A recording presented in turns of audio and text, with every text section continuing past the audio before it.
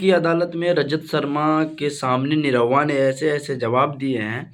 आप लोग देखे होंगे, इंटरनेशनल चैनल है, जाकर के छाती ठोक के कह रहे थे। लेकिन वहाँ तो चलो बोल दिया, बहुत बढ़िया किया, लेकिन यहाँ भी बोलना ज़रूरी है। और क्योंकि वो सबसे आगे है और एक गार्जियन स्वरूप हैं, जिसका नाम दिनेश लाल यादव निरहुआ है।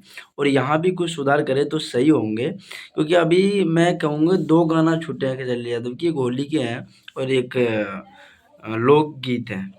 लोकगीत का बोल है कि आपका थोड़ा-सा टेढ़ा है, और दूसरा है होली वाला 14 को होली। आप देखिए कि इसका जब टाइटल ही इतना अश्लील हो सकता है, अब लो ये बॉलीवुड वाला अंदर जाएगा, देखने की ज़रूरत नहीं है, वो बस स्क्रीनशॉट डाल लेगा। आगे से अगर निरहुआ या कोई भी अदरवाइज़ वहाँ पहुँच रहे हैं, तो उनको बस थिंबल से ही जवाब दिखा करके पूछ सकते हैं सवाल उन सारी चीज़ों को।